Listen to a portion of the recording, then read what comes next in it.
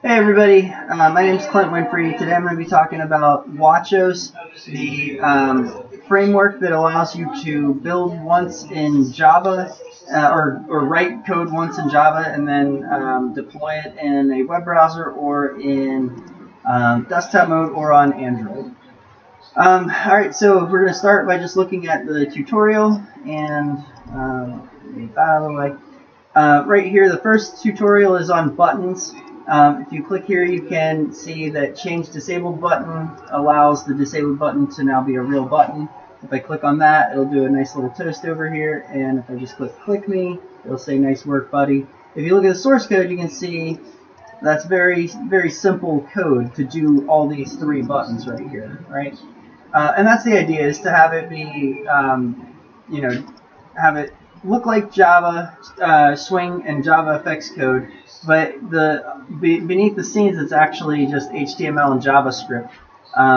So you can literally turn anything that you can find on the web into a wachos component. The next thing we're going to look at is theming. So I'm wrapping around jQuery UI, but you can wrap around other UIs. I wanted something that looked like a web application or looked like a desktop application on the web. And so some of these themes are kind of ridiculous, but some of them look decent. I think my favorite is probably Midnight. Very cool looking. But okay, I'm just gonna go back to Aristo. All right. So yeah, that's that. Again, anything that's a component can be done in wachos. Okay, so here's the geometry example. I don't know why it's so huge. I think it's because of the screen size. So I started it really big. So let's see what happens if I restart that. Yeah, okay. Something weird's going on there. That's where I need an army of nerds to help me. Okay, so as you can see here, here's three.js within wachos. Again, literally anything can be a component. The way that three.js works within wachos is you write your script, right? And then on the Java side, you reference that script. So I'm storing the script in wjs in three.js examples / webgl geometries.js. If you look at the source code for the application that I build, it's right here. And yeah, here's cube.js. Here's the WebGL animation walk. Here's WebGL geometries. So you can see all the source code of these JavaScript files. But to make them work within wachos, you've got to reference them. Let's see here. Okay, you've got to reference them. You've got to set the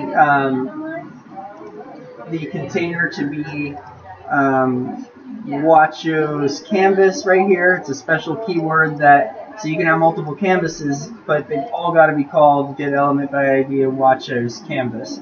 And wachos actually takes that and knows what to do and says, okay, I'm going to rename that to be something specific to my particular canvas. That's just how I wrote the three.js capability in wachos.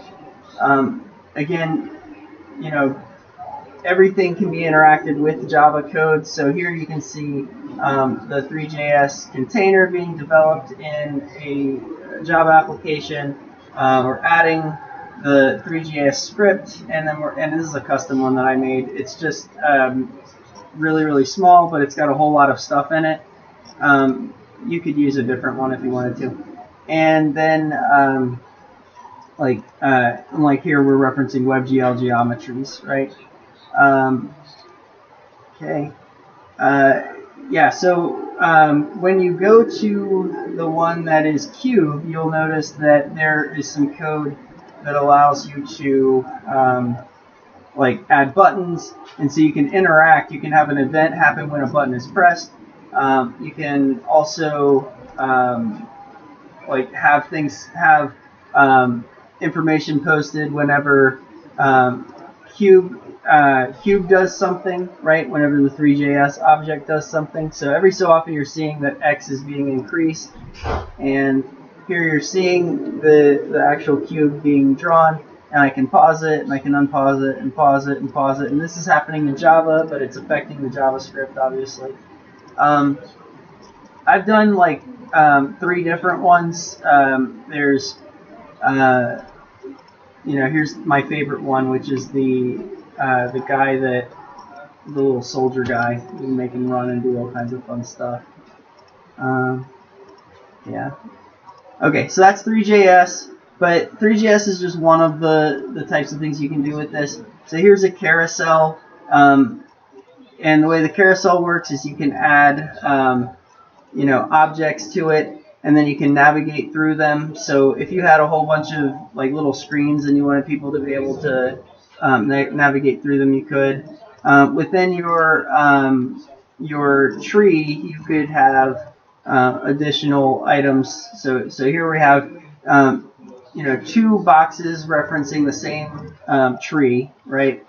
And if I click over here or over here, it's going to affect the correct one. Checkbox, this is all the boilerplate stuff that you would expect. Like if I click enable it or deselect enable, it'll set that button to be not enabled. Again, every example has the GUI that's produced by it, and then the source code that's used to make it, and then the Java doc that's used to help you understand how to use it if you want to know more about the advanced stuff in it. Okay, so yeah, literally everything is fairly straightforward. Basically, again, anything that is a web component, you can wrap it. I think Quill is pretty cool. Here I've just got a really simple Homerify button, which if you look at the source code, you can see it's really simple. I did, instead of actually including like the base64 image and all that stuff, I just put Quill compatible content of Homer. So yeah, this is wachos. You can see, lots of cool stuff about it. You can see, all the GUI stuff that you'd expect in a desktop application, but it just works in the web, right? You can change options so that we only can select the 2 good deals. Not that the other 2 aren't good, but you wouldn't want to select them as your favorite. Text field, all the good stuff that you'd expect. I am a person typing on a computer.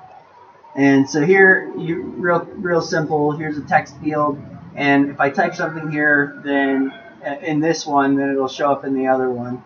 So here's type here and view here, and the layouts are fairly straightforward. There's a card layout. You can make new custom layouts if you want to. Card layout's real simple. Again, I showed you the carousel. There is HBox, which is just what you'd expect. We're just, having one thing after another. Everything here is made using, like, pretty much HBoxes and VBoxes and stuff. And you can make some pretty incredible applications with just those few layouts. But, of course, you're welcome to make more. You're welcome to request more. And hopefully we'll build a community around this thing. Yep. All right. So that's it. Now I'll show you the exact same application running in a desktop. Oh wait, not that. Hold on a second. Running in, so the exact same code running in the desktop. And what you'll see here is, again, it's the same exact code, right? Same exact output, but it's running as a desktop application. And if you do this for, let's see, there's three.js.